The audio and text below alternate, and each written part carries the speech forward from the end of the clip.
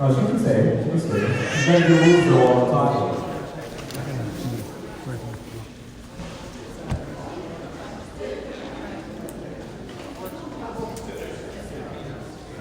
You guys all hear me in the back? Or are you guys all so nervous you don't want to hear me at all? This is going to be okay. It's going to be okay.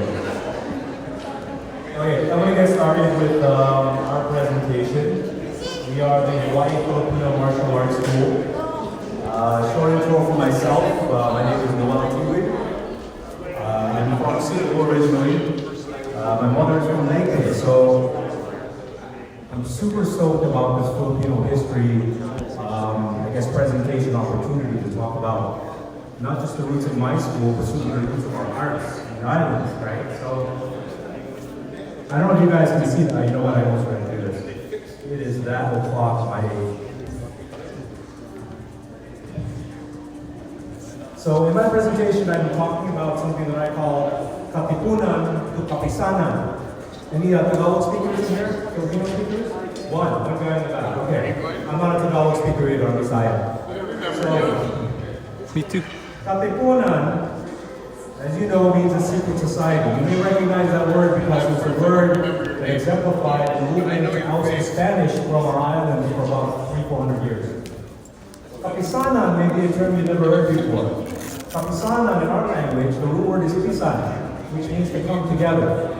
So, the theme of what I'm going to talk about today has a lot to do with how we went from a Katipunan, a secret society, to a Kapisanan, more of a society being together.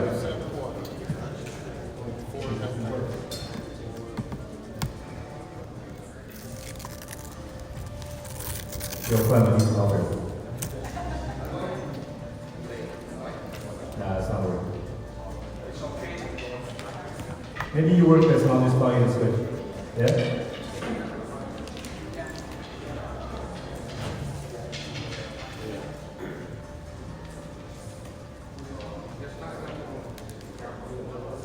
Can you work it from the top of this? I'll tell you what. So if you can switch to the next slide, please.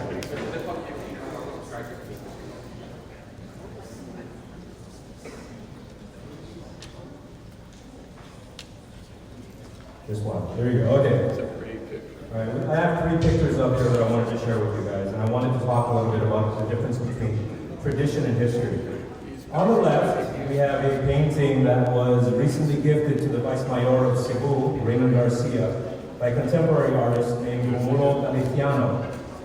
And you guys will probably recognize this picture. We talk about it all the time, right? You know, the unfortunate chap on his back there, as you probably can guess, is Ferdinand Magellan, Portuguese, not Spanish, by the way.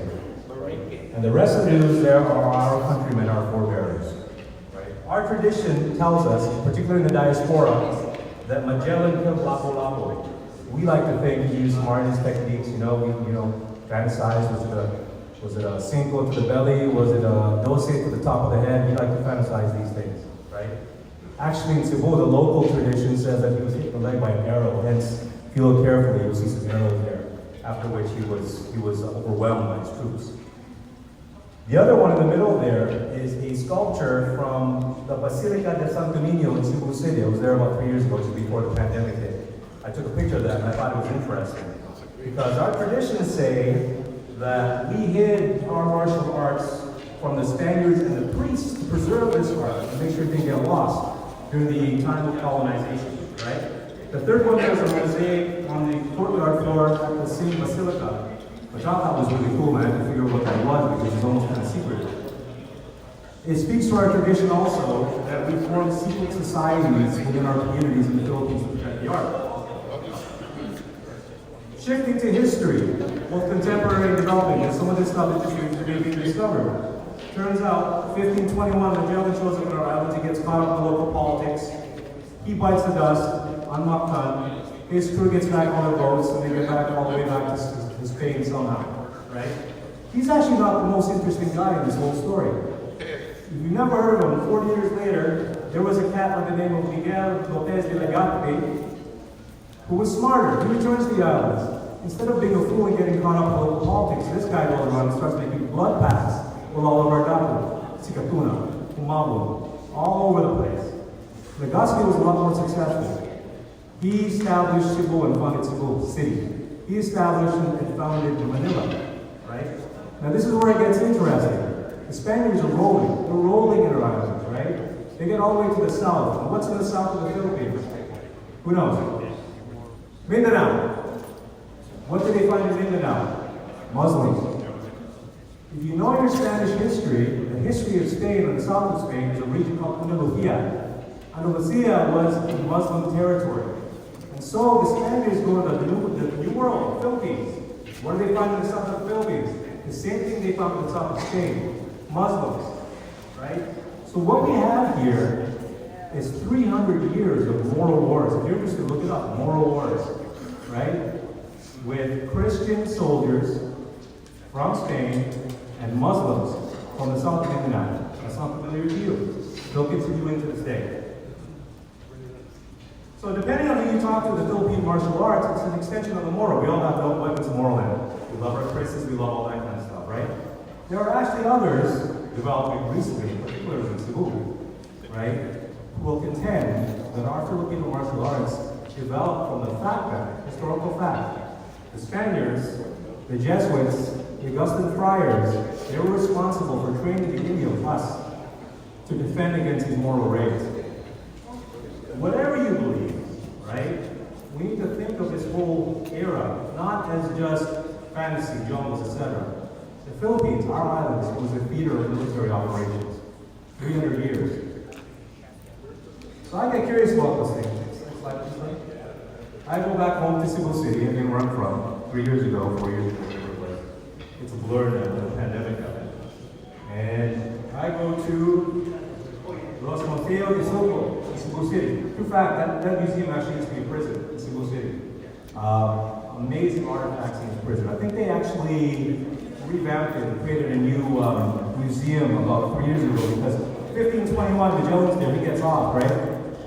2021, it was the 500-year anniversary. They had this big, huge ceremony over there that invited me to want to do some new stuff over there. Pandemic hit, so they didn't get a chance to actually have all the things they wanted to do. But luckily, I got in there before it all happened. And what do I find inside the museum? A banner that all had a list of the names of the Cebu Pasaconeros, everybody who resisted Spain during that colonial period, right? And what do I find in that list? Names that you'll recognize. Names like Cañete on the list. Some of my own ancestors, Gregorio Panaya. Some of the ancestors that we actually share with Guru Eric Padilla. Padilla was on this list, right? What you find as you go through a museum like this, it takes your narrative and thinking away from this idea of artists and FMA as this secretive thing to something that was very, very contemporary. During this time, not even 200 years ago, when we were on the verge of ousting the Spanish, and guess who shows up? Where are we? United States of America, right? So our guys in the hills switched from fighting the Spaniards to saying, hey, we got a union here, the United States of America. Hence the Spanish-American War, or the Philippine-American War, right? On the right is an actual side piece that was carried by a one, I can't say it from here, but General Macario Maximilian, right? Not 500 years ago, not 300 years ago. This is in the turn of the 1800s to the 1900s, right? And it wasn't uncommon at all for commanders in the field in our forces fighting against the Spanish near the end, and then fighting against the Americans that carry side pieces like this. Because as you can imagine, a gun was not an easy thing to come by during these wars. So our guys had bullets, right? And you can read all about and find out all about what the implications were in Congress with respect to the United States forces and what things they needed to do to protect against our guys who were very, very skilled bladesmen. Okay, so as our friends in the school of General Ablin were talking about earlier, right? There was a conflict that lasted a number of years, right? And there's an extended resistance beyond, and you can't see the date up there anymore. We talked about 1898, the Spaniards leaving, our war with them being until 1901, right? That's what they say in Congress. But they were stubborn cats in places like Leyte, where my mother is from, in Samar. Like my ancestor, Jorge Capili, who was also a general, right, in the league. And of course, general, or I think we call him General, Papa Faustino Ablin. There we go. You already saw this picture here on the left, right? Here's Papa Ablen, who, interestingly enough, because he subscribed to a lot of our old ways, you know, he carried on the thing. He was famous for oración, right? That picture there doesn't do justice because that was just around the time when the Americans finally caught up to him and captured him. So as you can see, he's wearing chains on his feet. You know, he had a wound on his head. What was interesting about Faustino Ablen, and this is a matter of history, you can read up about it in Congress, etc. There was politics with the American forces at the time in the Philippines, right? Because the military had come in, they established the regions, they were running the government. They had left pacification of the regions to what they called the constabulary, or the civil authorities. And they were not happy with each other, right? And in particular, in theaters of operation like Leyte and Samar, Ablen and a bunch of other rebel groups, including the Polahanes, they would not come out of the hills. That was kind of the story. Hey, if Spaniards would not come down from the hills, we're the Americans, you know, we're friends of yours, come out from the hills, stop fighting them. Ablen would not come down, right? He was such a problem, and the Polahanes were such a problem to the American forces and others, that they made peace between the military and the American constabulary that was supposed to be, you know, keeping the peace at the time, right? So there was a campaign to try and rid the hills, in particular in places like Leyte and Samar, of these so-called rebels, such as Faustino Ablen, right? In fact, the middle there is a medal that they were giving out after all this happened to everybody that was involved with the attempt to pacify the jungles and rural areas around Leyte, Samar. They never did this Mindanao, right? In particular, in Samar. Now, why am I showing all this stuff, right? This is the theater in which we had a gestation period for our martial arts. And this isn't 300 years ago, this is around the 1900s, right? So what happened shortly after that? Diaspora. Eventually, our guys got out of the hills. Some of them did very different things. Some of them ended up being like my great-great-grandfather, what they call the gobernadorcillo, or governor, for the provinces. Some of them became barangay captains, right? Some of them continued on to various occupations and establishing the FMA traditions in the Philippines. They became the forebearers of Dosipales, Malintawa, La Ponte, others, right? And yet others, and this is where we come into the story, left the Philippines, joined the diaspora, right? And went on to other opportunities in the New World. We're talking Hawaii, we're talking about the US West Coast, right? What did they bring with them other than hopes and dreams for a new life in a new world? They brought skills, and they brought lineage, right? I don't know if too many people recognize the gentleman on the right, the picture of the gentleman on the right. This is Floro Villarreal as a young man, right? We have a tradition in our circles about his having been taught, his favorite teacher being a blind Muslim princess in the jungle, right? Maybe true, maybe not be true, who knows? You can't see, but in the middle there is actually a lineage line for Floro's family, right? In Bantayan, which is in the north of Cebu, Vicente Villarreal, Lote Villarreal, right? They have connections with the Ilustrísimo family. You might recognize David Antonio Ilustrísimo. Point is, these guys came, and they came with lineage and skills, right? And they essentially evolved a martial art that began with our forebears and brought in, you know, modern practitioners, modern techniques, modern experiences, and modern conflicts. Thank you, brothers. So this takes us into the modern era. This handsome young man over here is actually sitting in the back of the room, right? Shaking his head, but this is our good friend and mentor, right? But I show this slide because, as you can see, you know, he was part of a conflict. He was Desert Fox. Is there Yeah. So he was over there. Of course, there he is in uniform, and then on the right side there he is, you know, practicing with my blade. I had to cut it off because it would hit the whole thing, right? So, point is, you know, a few of the proud, among others, as our ancestors did, entered theaters of military operation, just as warriors in our community did hundreds of years ago. I look out and I see some of them, you know, and Romeo and see over here too. Same thing. And when they came back, right, they brought back and added to our arts and helped the evolution of our arts with techniques that just work. And it's good, and it's right, and it's proper.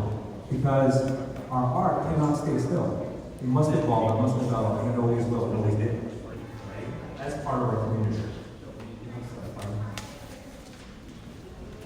Now, the art and martial art and the building of a community, this is our late, great, beloved founder, Punyongoro Patmangyat. And as a young man in the 70s, just as many young men do from Hawaii, he made his way out to California to find his fortune. In California, he ended up training folks like Orlando Santo, Richard Castillo, Amada, Kenneth Jr., right? Guru Pat was a musician and a bass player. I remember when I first met him, we talked about this, and I thought, well, this is, sort of not very assuming, very slight man who's going to teach me sort of this martial art. Kick ass. How can this be, right? And as we talk more and train more, I realize, that the art part of this is just as important as the martial element of it. Guru Pat, we talk about how he was in California. Whenever they train all night, and he's usually preceded with music and food, right? And then they go and train, right? So he spent his time in Carson City, and that's kind of the beginning of decades of devotion to the art. When he returned to Hawaii, there was a thriving community. He ended up training with Wakaao and Villaroo, right? And it was actually at the Bedoy School in Escrima, thankfully these guys went before us, that he met Ed Arias, who is not here today, Ed Diaz's, who is here today, and Eric Ida, who becomes the founding gurus of our school and became the foundation of the Hawaii Martial Arts School. Right? Guru Pat was an artist, he was a musician, he was a waterman, and he was a family man, and this is very much as we all. Okay, so I'm going to stop here, finish here, and get into the demonstration portion of our piece here with a quote that Guru Pat gave me when, it was my first session, I think. We were in the dark at Baratini Community Center, and he said to me, I'm going to show you everything that I know now. I knew that I was confused. I didn't have the movement then. Because I won't always be here. Likewise, we won't always be here. I was a little younger there and then a little older now, right? And I think as we age, we start to realize we're not always going to be here. So it's for all of you, for all of us, to perpetuate this culture. Maybe to close here, right? For us in the diaspora, not in the Philippines, or maybe from the Philippines, that's lovely with a culture of the art, right? Hawaii Filipino martial arts is our pakisana. It's what brings us together, right? One time, I suppose, it was a bit of a secret. Now it's not a secret, and it's a trust, and we must continue to develop and evolve so we can continue to thrive from generation to generation. So that's my little piece here to talk about the history of our art. I know I won't be back, and I get to watch some action. I'll give it off to Roy.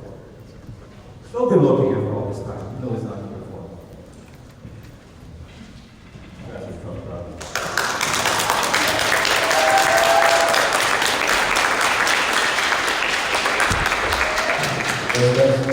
Thank you, Guru Noel, for that awesome history. That was a different guy that brought up there. So you guys ready? Good afternoon. Good morning, mabuhay.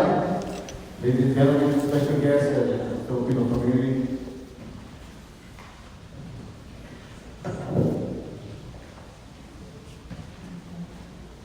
Wait for these days set up.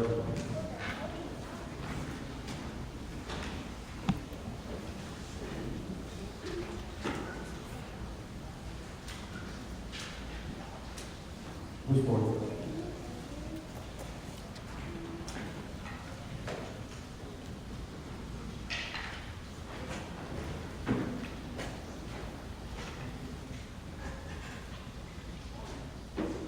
Ladies and gentlemen, special guest.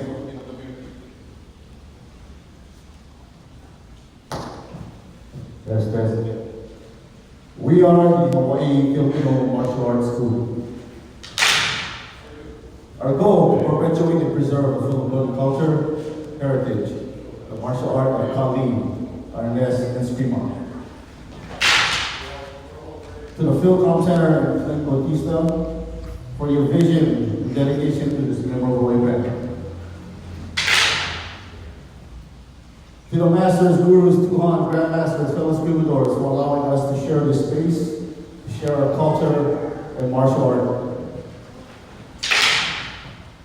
I am Guru Eric Padilla, your narrator this afternoon and this morning.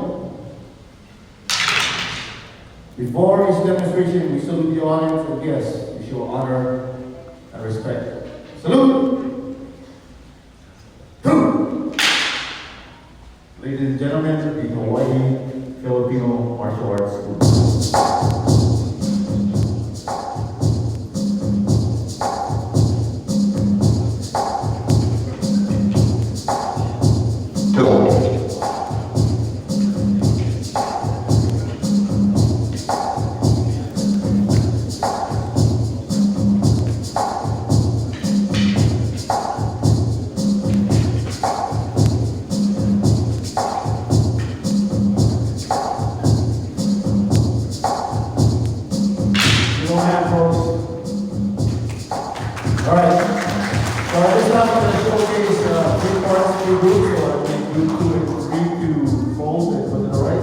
Group 1 is going to be showcasing the Swalatana.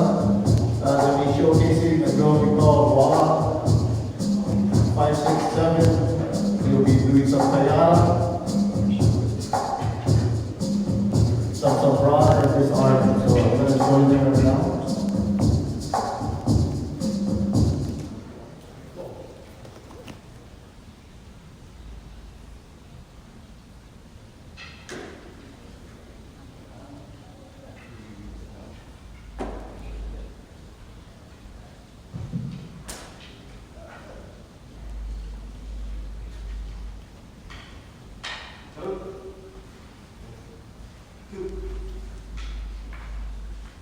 Espada Daga teaches a student how to adjust against multiple opponents.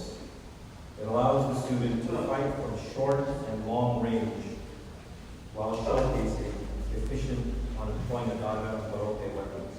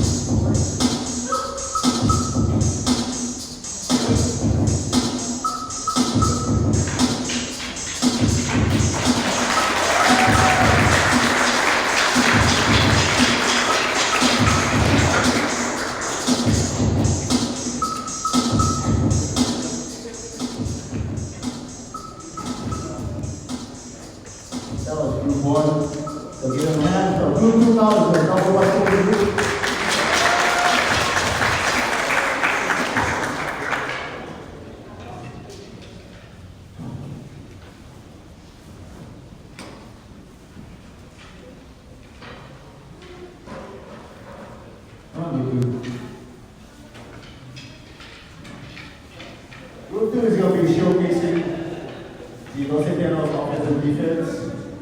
They'll also be showing Sinawali drills and the application. So,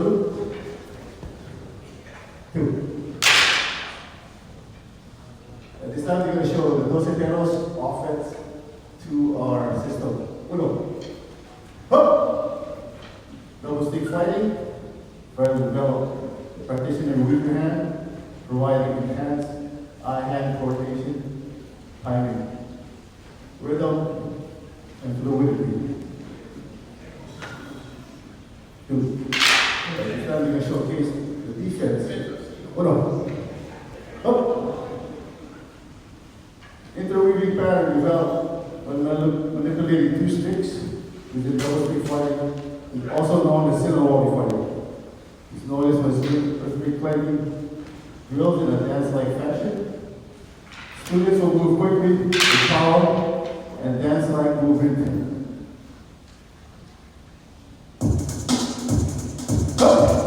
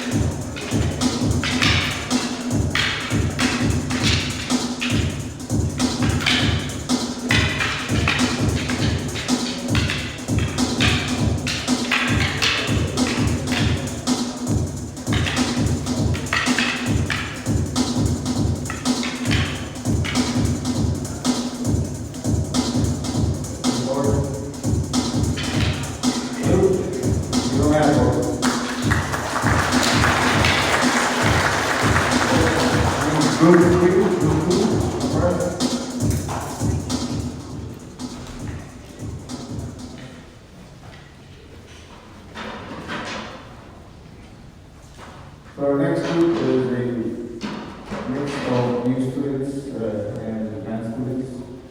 This is our single Boston or single Borotico. So make sure you cheer loud for the others.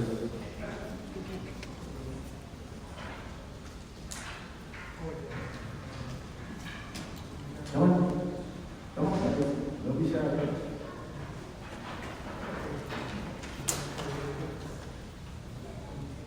This group is going to showcase the Dos Integros offense and defense from the single state perspective.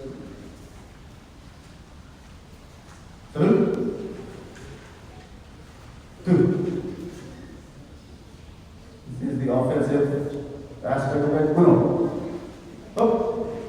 Many Escrima schools consider single stick fighting as a core foundation of training for the respective school fighting system.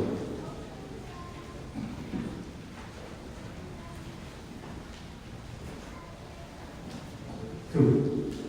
At this time, we will showcase the defensive aspect. Uno. Up. Training with a weapon to be able to sweep the door to develop eye hand coordination, timing, rhythm, and speed.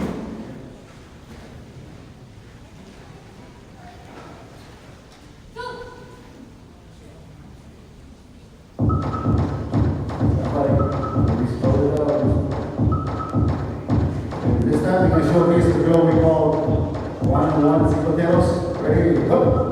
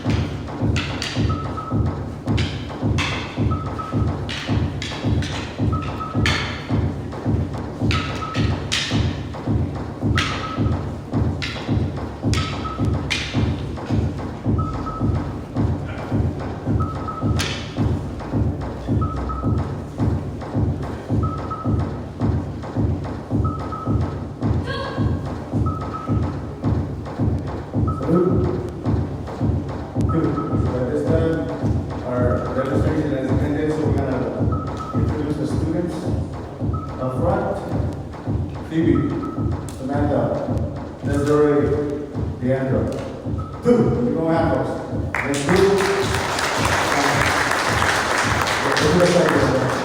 Don't worry, guys.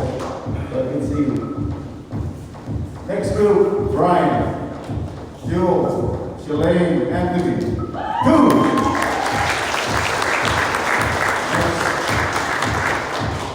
This is our Guapo advancement group here.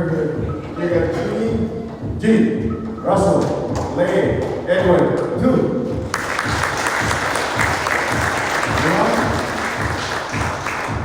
Next group. Group, other side.